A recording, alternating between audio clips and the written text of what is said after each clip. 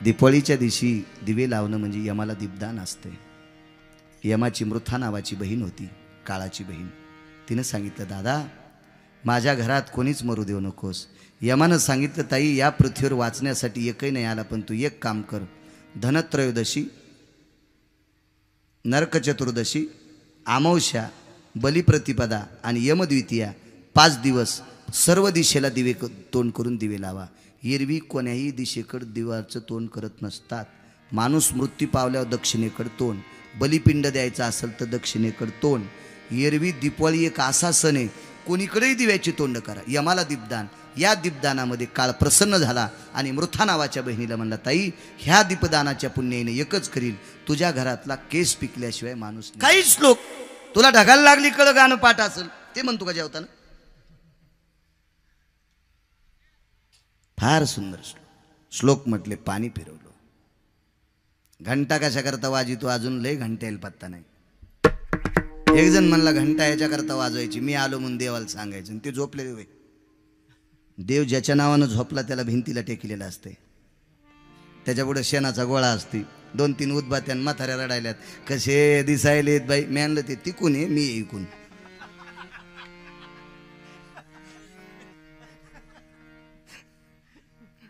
देवाला कुठं झोप आहे. देव ज्याच्यासाठी झोपलाय त्याचं इहलोकातली यात्रा संपली. जिवंतासाठी देव झोपत नाही. घंटा वाजायला एक नाद आहे.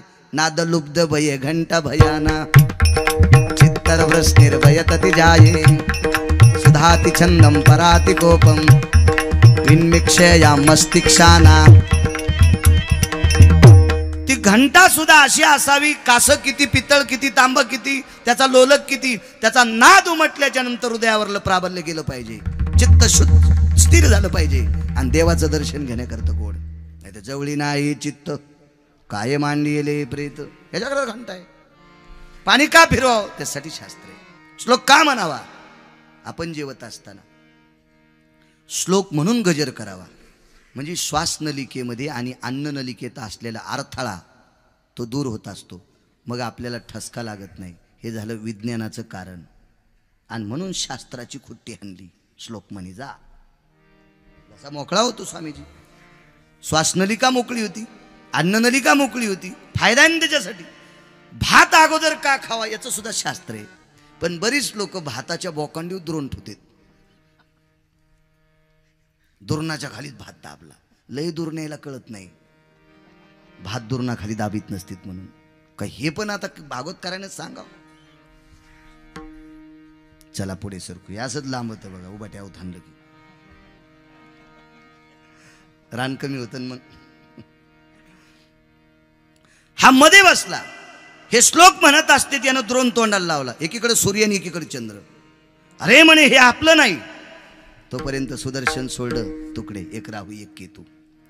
पण बेट्यावर तुम्ही आम्हा दोघांना का दाखिलं म्हणून आजही चंद्राला आणि सूर्याला ग्रहण लागते राहू केतूचं. काय शास्त्र. हे समुद्र मंथन झालं. या समुद्र मंथनामध्ये माझ्या भगवंताने एक अवतार घेतला.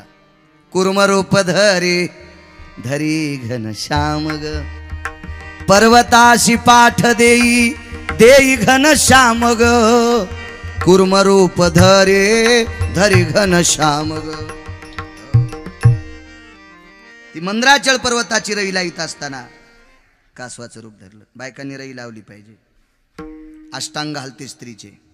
सव्यास्थितो पारणिरो भयाना जन्नो जंगा भय कटीची जायम सव्यापसव्य नलास्थिताना मंथेषु क्रिया दधिमंथिताना. सोड रवे सोड बाळा करू दे मंथना. सोड रवे सोड बाळा करू दे मंथना. करू दे मंथना करू दे मंथना करू दे मंथना बाळा करू दे मंथना. सोड रवे सोड बाळा करू दे मंथना. छट रव्या फेकून दिल्या. त्याच्या मांजरा जाळल्या. त्या रवीला 2 मांजरा असतात ना दोराला. चढ जाळ. आता मिक्सर नावाची रई आली. मध्ये लोणी टाकलं की एका मिनिटात जिकडं तिकडं कार्यक्रम.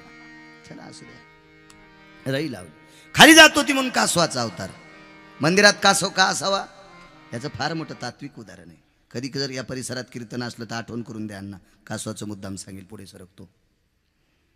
वरा अवतार झाला हिरण्यक्षासाठी, नरसिंह अवतार झाला प्रल्हादासाठी, कुर्मा अवतार कासवाचा झाला 14 रत्नासाठी. भगवंताने एक वामन अवतार घेतला. राक्षसांच्या अंतकरणामध्ये द्वेष निर्माण झाला. बळीने विश्वजित नावाचा यज्ञ केला. हा यज्ञ केल्याच्या नंतर देवांना पुन्हा प्राबल्य, दुर्बलता आली, दुबळेपण आलं देवांना. स्वर्गावर आधिपत्य राक्षसांचं झालं. काय करावं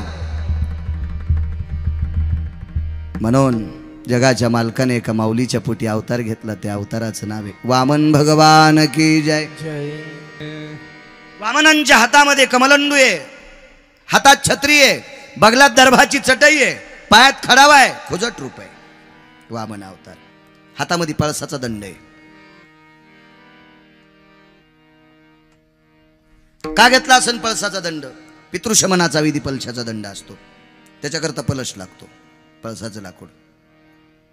आपल्या आजोबा पंजोबाचे ज्या दिवशी पक्ष असतं त्या दिवशी पोळ्याच्या दुसऱ्या दिवशी, पोळ्याची अमावस्या असतील, या पोळ्याच्या दिवशी पळसाचं लाकूड भिंतीला ठेवायचं, त्याच्यातलं ईदभर कापून वरी अलकडीला टांगायचं.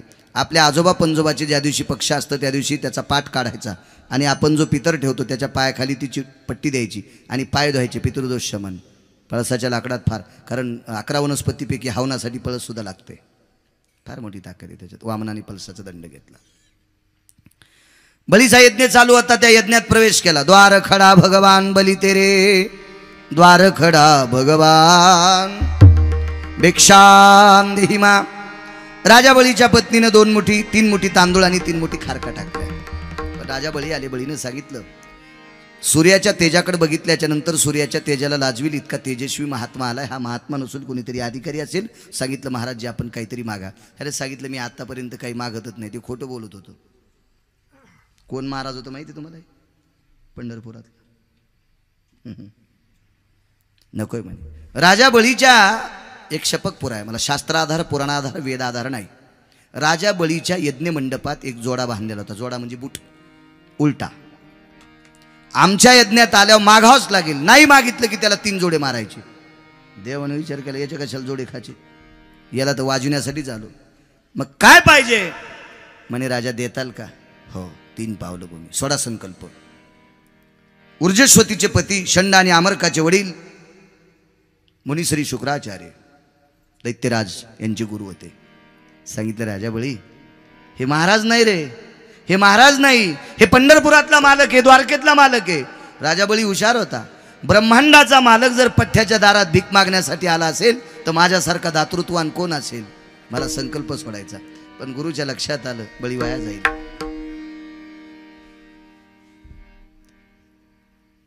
संकल्पासाठी 3 वस्तू लागतात. पाणी, तांदूळ आणि पुष्प. पाणी, तांदूळ आणि पुष्प. हातात पुष्प घेतलं, तांदूळ घेतले. पाणी सोडण्यासाठी जी झारी घेतली त्या झारीच्या नौका शुक्राचार्य बसले. आडाला म्हणून फोडीला डोळा, बळीने शुक्र आंधळा केला. दान करत असताना आडवा आल्याच्या नंतर असं विघ्न येत असतं. शुक्राचार्याला एक डोळा झाला. वेगात सांगतो पुढे. संकल्प सुटला. ब्रह्मांड एका पावलात, 21 स्वर्ग 14 भुवन एका पावलात. राहिलेला कुठं देऊ? तुका म्हणे बळी जीव दिला पाया तळी. पातळात घातला. त्याच्या मागचा एक प्रसंग बघा कसा झाला. तर राजा बळीच्या मुलीचं नाव होतं रत्नमाला नावाची कन्या. ही रत्नमाला नावाच्या राजा बळीची कन्या हिनं वामनांना बघितल्याच्या नंतर तिच्या मनात एक वासना आली, असा सुंदर मुलगा आपल्याला असावा. भगवंतानं सांगितलं तुझ्या पोटी मी जन्म घ्यावा इतकं तुझं पुण्य नाही, पण एक दिवस तू माझी माय समजून मी तुझं स्तनपान करीन. वासना होती स्वामीजी. भगवंतानं सांगितलं एक दिवसापुरती तुला माय समजील आणि मी लहानपणी तुझं स्तनपान करीन. काय हरकत नाही देवा, तेवढी माझी इच्छा पूर्ण करा. हिला हे वरदान दिलं आणि मग जगाच्या मालकानं ह्या 3 पावलं भूमीच्या बदल्यात एका पावलात बळीला पाताळात घातलं. तिची वासना लगेच बदलली. मेल्या, माझ्या बापाला पाताळात घालतो, तू माझं एक दिवशी दूध पिणारच आहेस, त्या दुधात तुला विष पाजून मारीन. देव म्हणला ते सुद्धा पूर्ण करीन. हीच राजा बळीची रत्नमाला नावाची कन्या पुढे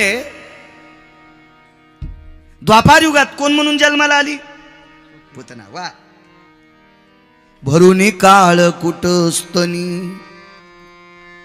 पातली तये भूमी.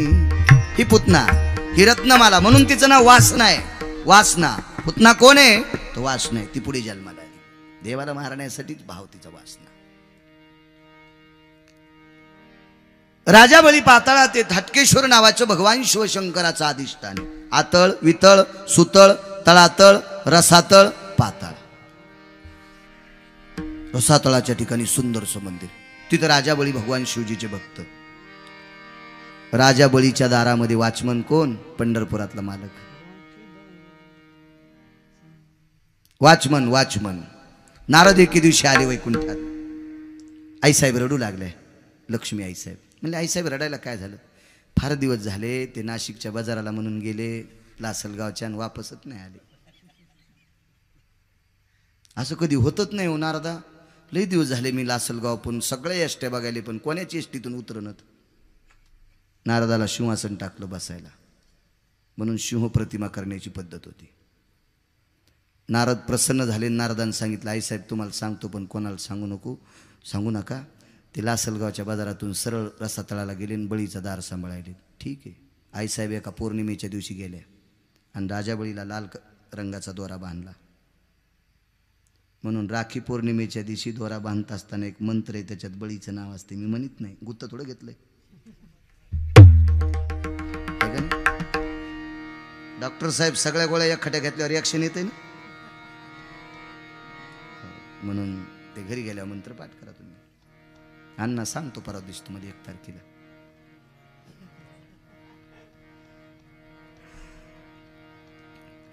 बळीला राखी बांधली स्वामीजी. ही झाली बहीण. कोण? रुक्मिणी आई साहेब थोरे साहेब. बहीण झाल्या. महाराज इथे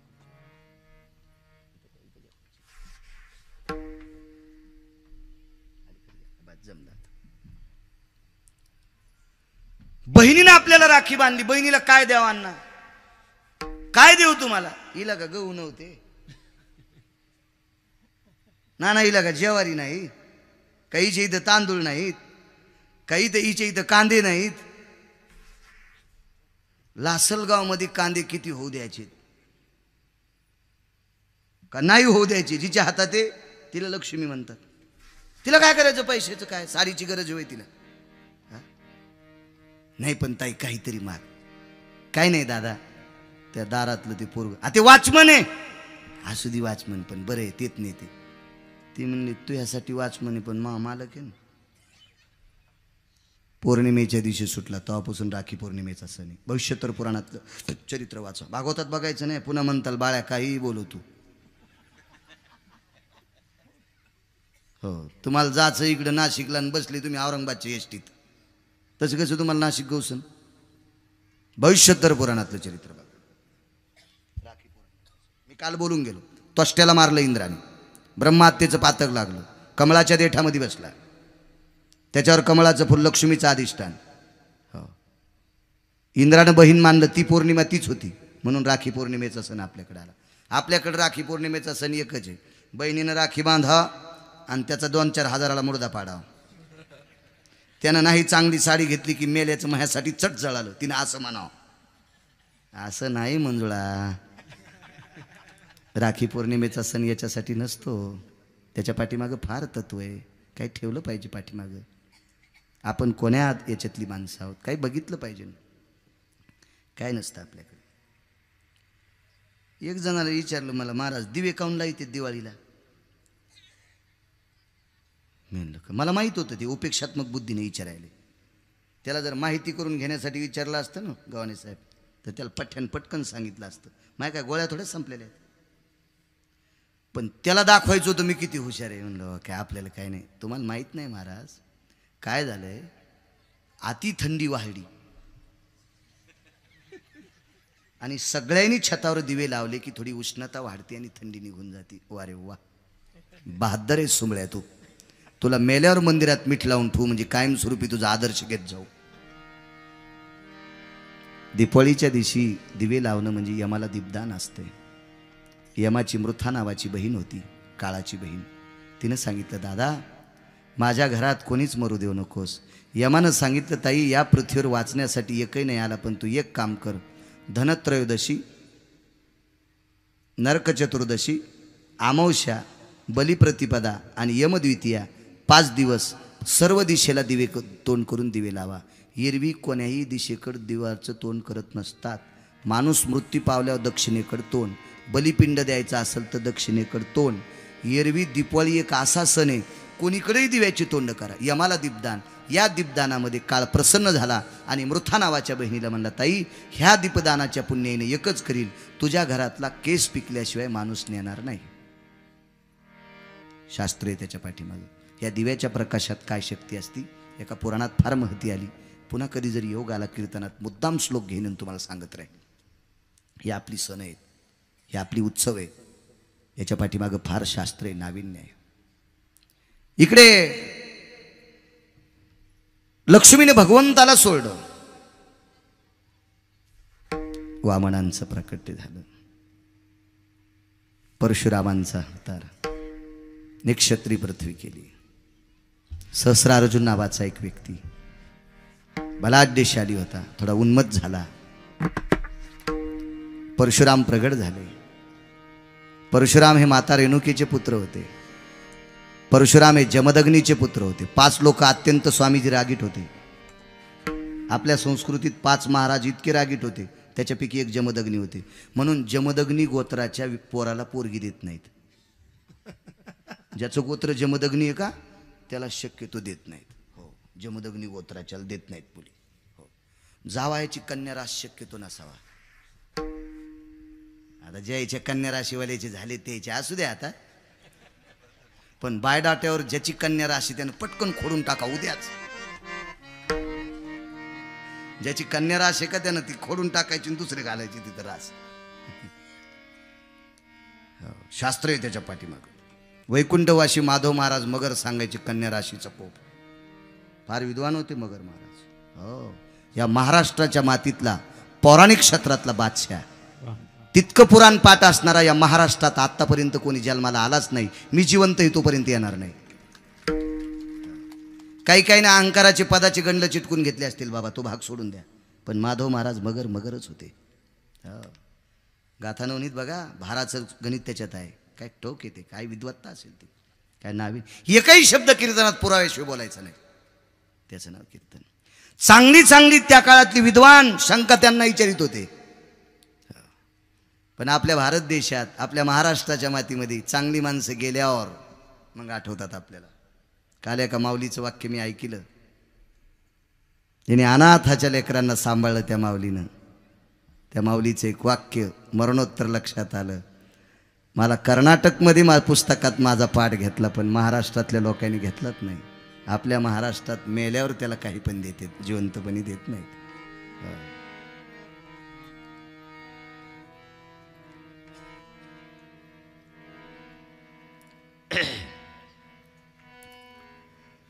असो,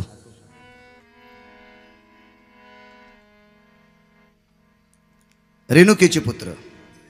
काय जमदग्नीचा राग, माशाचा संसार पाहिला पत्नीनं. मुलाला सांगितले हिच्या पदरात पाणी येत नाही, टाक कापून. डोकंच उडवलं. यज्ञात डोकं दग्ध झालं. मुलगा प्रसन्न झाला. बाबा विचारलं जमदग्नीने काय पाहिजे. माझी आई मला परत पाहिजे. डोकं लावलं एका स्त्रीचं. रेणुका पुराण वाचा, लक्षात येईल तुमच्या. आज 51 पीठापैकी रेणुकेचे जेवढे पीठ आहेत तेवढे पीठ इथून वरीच येतं, खालचं शरीर नाही. 19 ठिकाणी मुक्काम झाला. शेवटचा मुक्काम तिथं झाला. तिथं रेणुकेचं अधिष्ठान झालं. अंत्यविधी तिथं झाला. रेणुकेनं सांगितलं, बडाग्नी दिल्याच्या नंतर मी 3 आवाज देईल. 3 आवाज दीर्घ असतील. 3 आवाज संपेपर्यंत मागं बघायचं नाही. पहिला आवाज आला परशुराम. वेगाच सांगतोय, वेगाच सांगतोय, अपभ्रंश नको, वेगाच सांगतोय. पुन्हा कधी योग आला तर बघू. परशुराम. आई हाक मारते मागं बघा. पाठीमागं बघितलं तर प्रेतातून फक्त डोकं चोरी आलतं. जगात जिथं जिथं रेणुकेचे अधिष्ठाने तिथं फक्त डोक्याचीच पूजा आहे, शरीराची नाही. तू आदी माया जगदंबा भवानी कुलस्वामिनी अंबा. माया जगदंबा भवानी कुलस्वामी अंबा. तू आदी माया जगदंबा भवानी कुलस्वामिनी अंबा. तू आदी माया जगदंबा भवानी कुलस्वामी अंबा. भवानी कुलस्वामिनी अंबा. भवानी कुलस्वामिनी अंबा. भवानी कुलस्वामिनी अंबा. भवानी कुलस्वामिनी अंबा. तू आदि माया जगदंबा भवानी कुलस्वामिनी अंबा. तू आदि माया जगदंबा भवानी कुलस्वामी अंबा. बोल भवानी माता की. आदिशक्तीचा अधिष्ठान. त्या रेणुके मातेच्या पोटी परशुरामांचा जन्म. सर्वांना कथा भागण्यात येते. श्रीमन महा भागवते पुराणे परशुराम जन्म प्रसंगो कथा स्थित अध्याय. हरे नमः. 7वा अवतार भगवान प्रभू रामचंद्राचा. भांडक आणि शृंग नावाचे साधू यांच्या हाती एक पुत्र कामिष्ठ यज्ञ केला. राजाचा पुत्र दशरथ. दशरथाला 702 पत्न्या. एका लग्नाकरता दशरथ राजा गेले. त्या लग्नामध्ये लग्न लावलं आणि नवरीच्या सानिध्यात उभी असलेली एक सुंदर मुलगी राजा दशरथाला आवडली. ती आविद्या होती. तिचं नाव होतं कैकेयी. राजा दशरथाला 700 पत्न्या. त्याच्यानंतर साध्वी आणि सद्विद्या केली. साध्वी कौशल्या आणि सद्विद्या सुमित्रा आणि आविद्या कैकेयी. सुंदरपणाचा अभिमान मनी. इतकंच बघायचं आपल्याला. अति सुंदर आहे म्हणून केली. मी कधी सांगतो आपल्या देशात देखाव्याला किंमत नाही, कर्तव्याला किंमत आहे. बायको सुंदर दिसती किती, त्याच्यापेक्षा नवऱ्याला किती जीव लावती. ती इतकी सुंदर आहे की घरात लाईट लावायचं काम नाही, इतकी सुंदर आहे. पण पपेश बापाला म्हणली पिठलं चपाती तुम्हीच करा आणि मला वाढा. काय करायचे अन्न. नदीचं पात्र किती मोठं आहे त्याच्यापेक्षा पाणी किती आहे. जमीन किती आहे त्याच्यापेक्षा उत्पन्न किती आहे. मंदिर किती मोठं आहे, मूर्ती कोणाची आहे सांग. झाड किती मोठे आहे, आंबे किती लागले ते सांग. कर्तव्याला किंमत आहे, देखाव्याला किंमत नाही आपल्याकडे. माळी किती गळ्यात घातल्यास त्याच्यापेक्षा आचरण किती चांगलं आहे ते सांग. माळी तर नाटकातली माणसं पण घालतात. एके दिवशी बोलून गेलो तुम्हाला. जो नाटकात महाराज होता तेच कोंबडीच्या अंड्याची ॲडव्हर्टाईज करतो इकडे येऊन. नाटकात त्यानं महाराजाचं पार्ट घेतलंय आणि त्यानंच कोंबड्याच्या अंडीची ॲडव्हर्टाईज करावं. हे नाटक असते. परमार्थात नाटक जमत नाही. कधी कधी नाटकात बी नाटक जमत नाही. एके दिवशी बोलून गेलो. आमच्या इथला एक माणूस नाटकात मारुती झाला. स्वामीजी त्यानं नाटकात मारुतीचं पार्ट घेतलं. आधी 113 किलो वजन होतं. बायकोची लाल साडी फाडी, अर्ध्या फाडीची लंगोटी, साडीची लंगोटी आणि अर्ध्या साडीची शेपूट. काय अण्णा नाटक रंगलं. नाटक रंगात आलं. पोरग स्टेजवर पळत गेलं. बाबा मला दुसरा मुलगा झाला, आईचं शिजर झालं, नाशिकला नेले 50,000 पाहिजे. घेतली मारुतीची शेपूट उपसून. मारुत्या दवाखान्यात नाशिकला 50,000 घेऊन. अहो नाटकात नाटक जमत नाही डॉक्टर साहेब. नाना तर परमार्थात नाटक जमन का. परमार्थात ज्यानं नाटक केलं त्याच्यात लावण्याच हाणतंय. हिला नाही नाटक जमत. कारण का जमत नाही, त्यानं प्रत्येकाजवळ 2 माणसं ठेवलेत. नाटकी असो कोणी असो.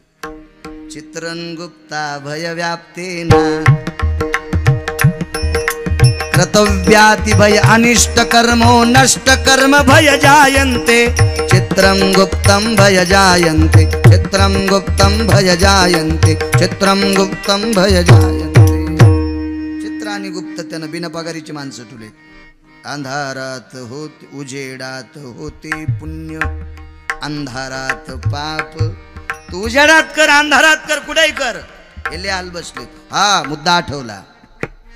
माणसाने दिवसा असं काम करावा माणसाने दिवसभर असं काम करावा, ते काम केल्याच्या नंतर संध्याकाळी नाना आनंदानं झोप लागावा, असे काम करायचे. माणसानं रात्री असे काम करायचे, असे काम करायचे की दिवसा कोणाच्या पुढे गेलं की तोंड लपवायचं काम नाही पडलं पाहिजे. दिवसा असे बेकार काम करायला येशी लावली चौकून तरी झोप येईन. रातच्या इतके बेकार काम करायला की कोणाला तोंड दाखव वाटन.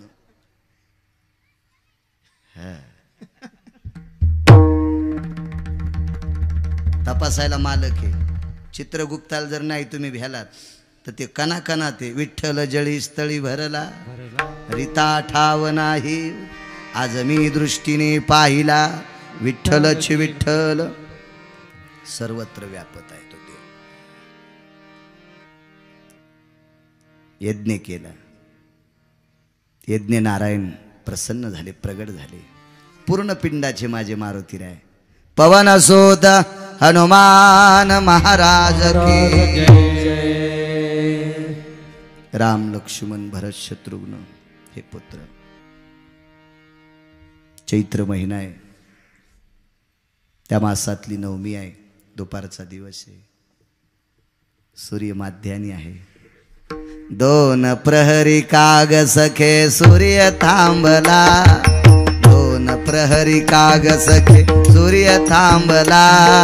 राम जन्मला ग सखे राम जन्मला, राम जन्मला ग सखे राम जन्मला. हो राम जन्मला ग टाळी टाळी राम जन्मला, हातावरी करा. राम जन्मला ग सखे राम जन्मला. दोन प्रहरी काग सखे सूर्य थांबला, दोन प्रहरी काग सखे सूर्य थांबला. राम जन्मला ग सखे राम जन्मला.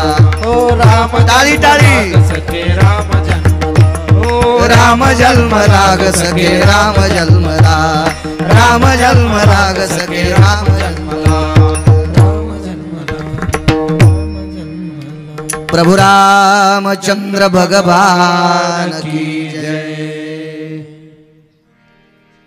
रामप्रभूच्या जीवनात अनिष्ट ठरली एक आई.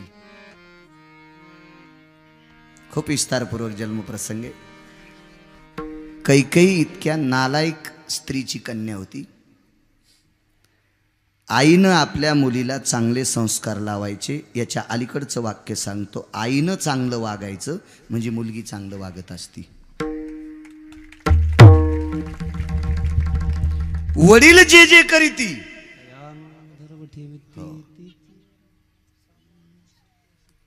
आपल्या राज्यामध्ये 18 संत जन्माला आली नसती. प्रांतीय संत सद्गुरु जनार्दन स्वामी जन्माला आली नसती. तर सज्जनांनो, आपण माणसं राहिलो नसतो. सद्गुरु काशीनाथ बाबा नसती. काय संत आहे ते प्रांतीय संत. या लोकांची कृपा आहे आपल्याकडे, म्हणून आपण या महात्म्यांची कृपा आहे, या स्वामीजींची कृपा आहे, म्हणून आपण माणसं आहेत राजवत. काय ताकद आहे. अश्वपती नावाच्या राजाची पत्नी होती एक. अश्वपती राजा जेवायला बसला. त्याच्या ताटात एक मुंगी आली. मुंगीनं भाताचा कण उचलला आणि बाजूला गेली. समोरून एक मुंगी भेटली. कुठून आलीस? अश्वपती नावाचे राजा जेवत होते, त्यांच्या ताटातला भाताचा कण उचलला. तर समोरून येणारी मुंगी त्या मुंगीला म्हणली, तू मूर्ख आहेस. अश्वपती राजा सार्वभौम राजा आहे. एवढ्या मोठ्या राजाच्या ताटातला भात तू उष्टा का केलास? राजा जेवून उठल्याच्या नंतर लाखो मुंग्या जेवतील इतकं ताटाला खरकट राहत असते. आपल्या मुंग्यांची पोटच किती मोठी असतील. तू का उष्टा केलास? एक मुंगी आपल्यावर किती प्रेम करती म्हणून अश्वपती राजा हसला. पण बायको समोर बसलेली होती. तुम्ही का हसलात? त्याचं कारण सांगतो.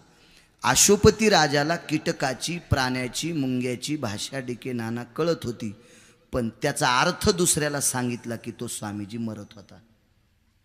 थोरे साहेब बायकोने विचारलं, तुम्ही कशामुळेच हसलात? डॉक्टर साहेब तर ते म्हणले सहजच. सहज कस काय? उगच उग कस काय? सहजच. सांगात कशा करता हसला?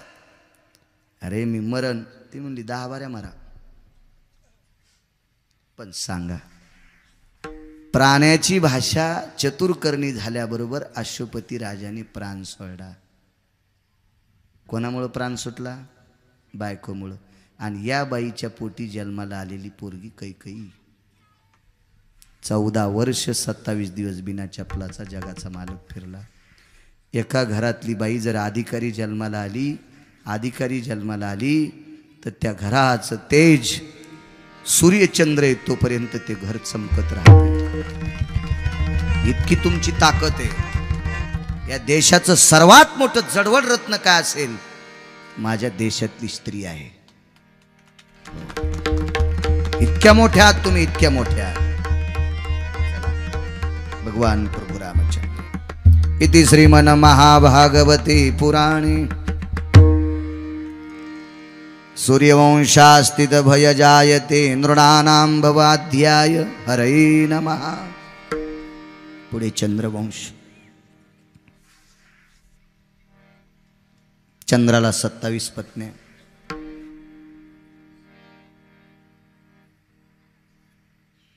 तरी पण चंद्राने नालायकपणा केला. कोण चंद्र माहिती आहे? 14 रत्नापैकी एक रत्न होता चंद्र. 27 पत्न्या, 60 कन्या होत्या एका व्यक्तीला. त्याच्यातल्या 27 एकट्याला यायला दिल्या. हो. त्याच्यातल्या ज्येष्ठ पत्नीचं नाव रोहिणी. पण हा चंद्र एका महात्म्याकडे शिकायला गेला.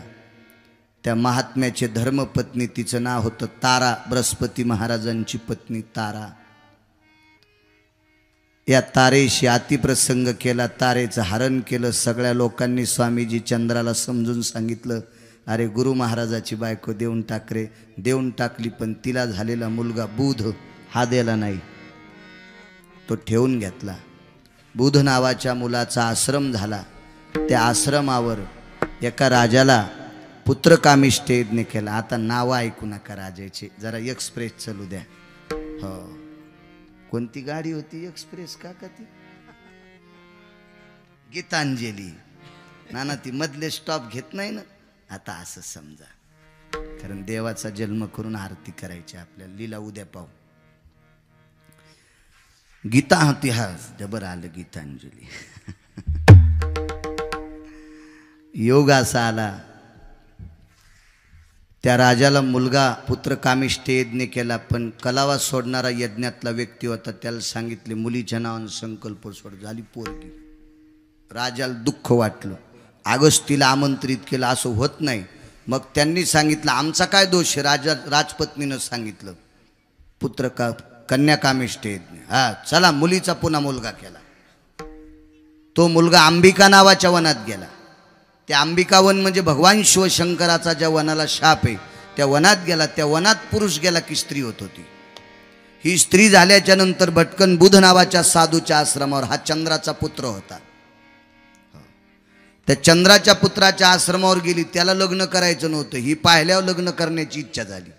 पुन्हा राजाने शोध घेतला. महर्षी अगस्ती आदी करून सर्व बोलिले. अरे म्हणे आता ती पोरीचं पोरग केलं, पोराची पुन्हा पोरगी झाली, पोरीचं पुन्हा एक जणाची बायको झाली, चंद्राची सून झाली. म्हणा पुन्हा करा. 1 महिना बाईन 1 महिना पुरुष. या वंशात उत्पन्न झालेला वंश, त्या वंशाला म्हणतात चंद्रवंश. ती चांद्रवंशो स्थिता प्राकट्यो स्थित सुते कन्यानाम अध्याय हरये नमः. याच वंशामध्ये देवकादी करून राजे झाले. देवकाला देवकी नावाची कन्या, यांचे बंधू उग्रसेन. उग्रसेनांचं लग्न झालं. हा नालायक कंस जन्माला आला. मी कधी सांगतो, या देशातलं जडवड रत्न तुम्ही आहात, पण आचरण सुटलं की तुमच्या इतक्या वाईट तुम्हीच आहात. म्हणून आचरण खराब होता कामा नये. देखाव्याला किंमत नाही. महाराज किती भारीच्या गाडीत आलाय, त्याच्या गळ्यात माळा किती येतात, त्यानं गंध किती लावलेत, त्याच्या आचरणाला किंमत आहे. त्या 2-3 बायका त्या लेकरायला समजा दर्शक. हो, तुम्ही जितकं आचरण सांभाळताल तितक्या तुम्ही मोठे आहात माझ्या माईंनो. बघा, मथुरेचे राजा उग्रसेन लग्न झालं, बायको चंचल भेटली. दशरथ राजाला कैकेयी अविद्या भेटली. स्वामीजी, ह्या उग्रसेन महाराजाच्या पत्नीने हट्ट घेतला, सुयमान नावाच्या पर्वतावर जेवायला जायचं. पर्वताचं नाव लक्षात ठेवा, सुयमान नावाचा पर्वत. विस्तारपूर्वक पुन्हा सांगू कधी तर आपल्या आश्रमात. हे सगळे येणारच आहेत तिथे. पुन्हा लोक म्हणतील यान टाकला बाबाजीला हुक. माणसं असे, पण बाबाजी तुम्ही म्हणले का मी म्हणलो तुम्हाला? हो, मी नाही म्हणणार, चुकून नाही, अद्याप नाही. मी सोप्या भाषेत सांग का जर माझ्याकडे भाषेत मग इजला आता फिरू फिरू शपथ आता नाही. हो, पहिल्यानं असं वाटायचं 7-8 वर्षापूर्वी डायरी घेऊनच कोणतरी मग तारीख घ्या, कोणतरी तारीख. आता फोन आला की घाम येतो. अरे बापरे. पुन्हा त्यातली त्यात काल नानानं लोखंडाचा हुक टाकला शेवटच्या टप्प्यात. योग असा आला, त्या सुयमान नावाच्या पर्वतावर जेवायला एकटीच निघाली 2-4 महिला घेऊन. सुयमान नावाचा पर्वत इतका सुंदर, फार सुंदर. त्याचं वर्णन चैत्रवनासारखं आहे, मधु नावाच्या अरण्यासारखं आहे. त्या वनात बसल्याच्या नंतर द्रुमिल नावाचा राक्षस वरून चालला. त्यानं उग्रसेन महाराजांची पत्नी पाहिली. मायावी राक्षस होता. त्यानं उग्रसेनाचं रूप घेतलं आणि जेवायला बसला. हिला वाटलं मालकच आले. सांगच्या घरी गव्हाणे साहेब रतिसुख मागितलं. रतिसुख मागितल्याच्या नंतर 2 कारणानं कळालं, महाराज अण्णा ते महाराज दुपारी होते ना आपल्या संग. 2 कारणावरून लक्षात आलं, बनकर अण्णा हे आपले पती नाही. तू कोण? कस्तया स्थितायं त्वं नैवं भ्रतारेवचः. तू कोण? रूप प्रगट केलं. हे दुर्मिळ आहे. गर्भपात करावा तर बालहत्येचं पातक लागतं. शाप द्याला हलकटा. माझ्यासारख्या स्त्रीला भ्रष्ट केलंस. तुझ्यासारखा नालायक मुलगा जन्माला येईल म्हणून ह्यो कंश्या जन्माला आला. हे कंश्या, मी नाही म्हणत कंसाल कंस. जयद्रथ्या, शकुन्या, दुःशासन्या, दुर्योधन्या,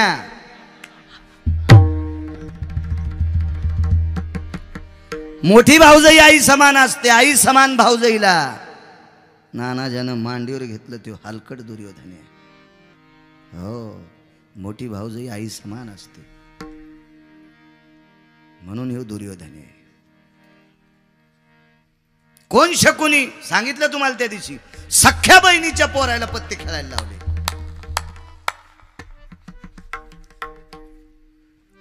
भगवान कृष्ण परमात्म्याने कौरव मारलेच नाही, कौरव शकुनीनच मारले. ते बदला घ्यासाठी आलत नालायक. बहिणीच्या 100 सोना ढवळ्या साडीत उभ्या केल्या त्यानं. ह्यो शकुनी आहे नालायक. रावणाला प्रभू रामचंद्रानं मारलंच नाही, त्या तुटलेल्या नाकाचीनं मारलं. अहो 80,000 बायका होत्या तरी म्हणली दादा मला एक वहिनी आण. सीता आणायला लावली ह्या तुटलेल्या नाकाचीनं स्वामीजी सीता. म्हणून रावणा वाजला तो रावण. त्यानं बी कशाला हिचं ऐका. ह्या बा फुकट खाणारे माणसं घरी ठेवायचे नाही बरं नाना. स्वामीजी जो आश्रम झाडीत नाही का त्याला आश्रमावर ठेवायचं नाही. हो, आश्रमाचं मागचं भिताड पाडीत ते एका दिवशी. रघुनाथ बाबा तुम्हाला बी सांगायलो, तुमचं लय जरा गरीब काम आहे. जरा जरा नख बाहेर काढी जा तुम्ही बी. हाँ, इतना नरम मत बनो. जब तुम्हें चबा डाले. मराठीत सांग को, मला हिंदी येत नाही. मैं हिंदी इधर से गाड़ी आई उधर से गाड़ी आई, गाड़ी चली गई आणि मैं खाली राहिला. अरे इतकं नरम होऊ नका की जग तुम्हाला खाऊन टाकील, आणि इतकं कडक होऊ नका की लोक जवळ यायला भेटतील. रघुनाथ बाबाचा इतका काम स्वभाव लोण्यासारखाच.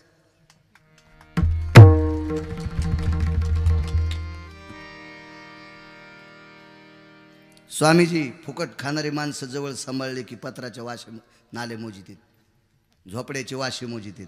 जिनच्या पॅन्टीवाल्याला वाशे कळत नसते, उग हो म्हणून ऐका. आमची ती एक पाहुणा आला, मसड येईल ती आमची, आणि त्याला दुधाचा आणि दह्याचा लय नाद. नेमकीच कापसा, आमचे कापसा अशी एवढा मला कापूस असतो भरपूर चांगला, असा गुडघ्या इतका कापूस होता. फवारी झाली, मस्त वातावरण चांगलं, फकडी नाही काय नाही, मवा नाही, तुडतुडी नाही काय नाही, पांढरी माशी नाही. आमच्या घरचे म्हणले पाहुणा 6 दिवस झालं जाईच ना. मी म्हणलं उद्या जातोय. मी म्हणलं काय चाललं पाहुणे राव? काय नाही आता बाबा मसड आटूस तर नाही जात. अवघडच काय माहिती, मसड आटूस सर, मसड तर आता 17-18 महिने दूध देईन ना ती, आणि तोरं किंवा सुंब्या कौरक आपल्या इथं. होय मोहन?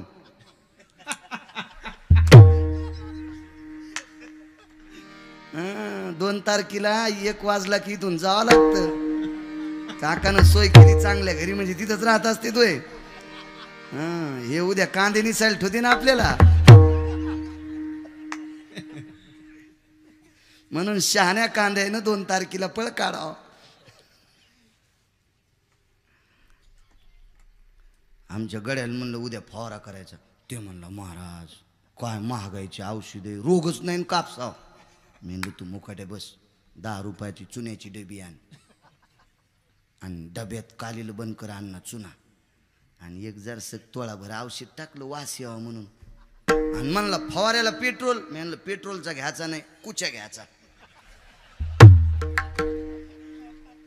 3 टाक्या पाहुण्यानं फवारल्या, आणि 4थ्या टाक्याला म्हणला संडासून येतो.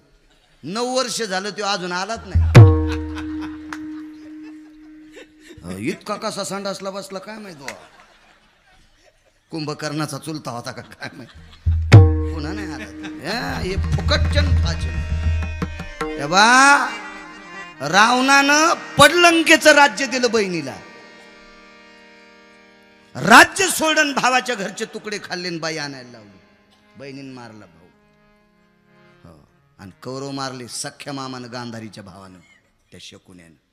हलकट होता ते. चला कंस जन्माला आला, दुराचारी कंस. कंसाचं लग्न झालं. आस्ती आणि प्राप्ती नावाच्या 2 पत्न्या जरासंधाच्या मुली होत्या. हो, लग्न देवकीचं लग्न वसुदेव नावाच्या व्यक्तीशी झालं. लग्नाची वरयात्रा काढत असताना, जी वरात म्हणतो ना आपण, वरात लग्न झाल्यावर मला वाटते मारुतीरायाचं दर्शन घेत असते. अजून बऱ्याच हलकट नवरदेवाला कळच न मारुतीचं दर्शन बिना बुटाचं घेतात म्हणून. नवरदेव बुटाडच काढीन, बुटा सगट पाया पडायला. अरे त्यानं रावणाचे तंगडे हाणलेत ममुल्या. ते गुडघ्यापासून पाय तोडीन तो मारुती, येड्यावानी काऊन करतो. आणि त्याच्या संग ती बी येडी, त्या इती तासाच्या चपला, ते शालन तेन, ती वडणीन तेन, तशीच चालली मारुतीकडे. मी म्हणलं मंजुळे मरशीन बराशीत पडून.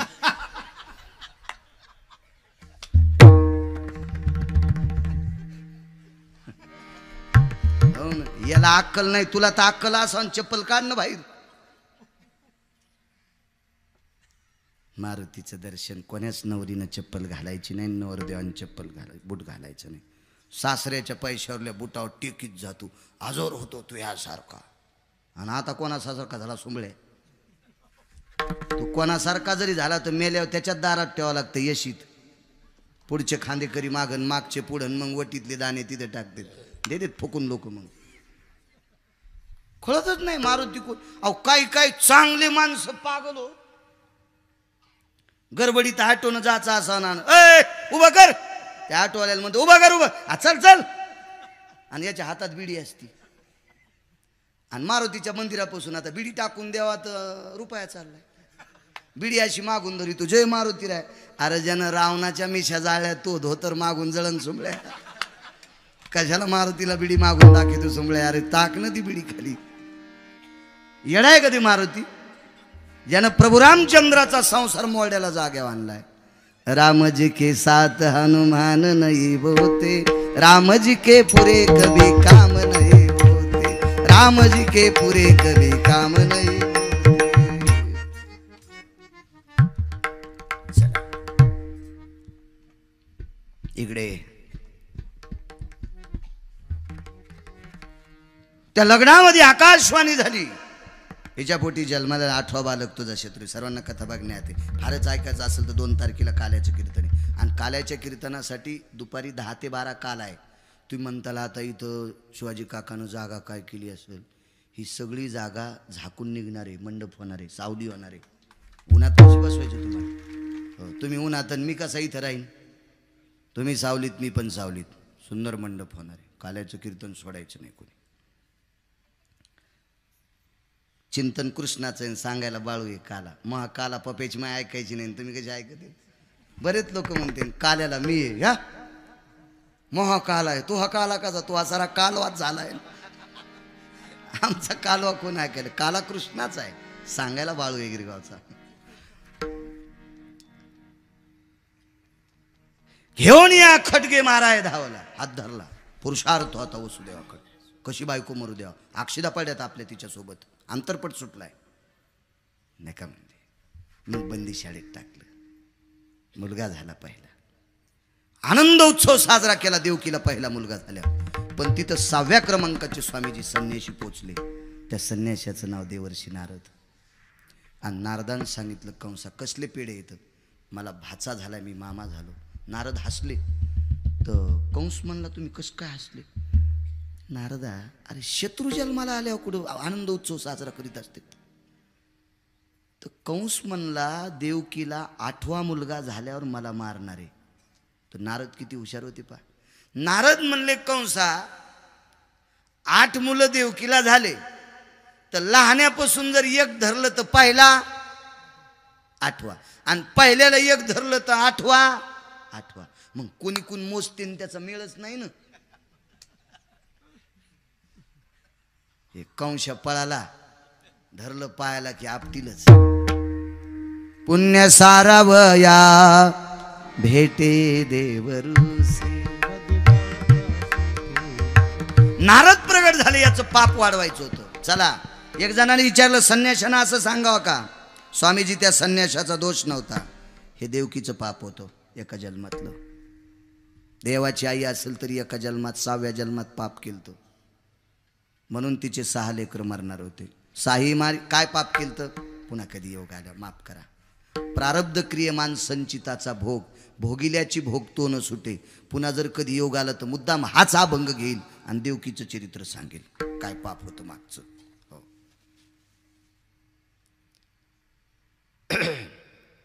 6 मारली, 7वा योग मायेनं गोकुळात नेला वसुदेवा।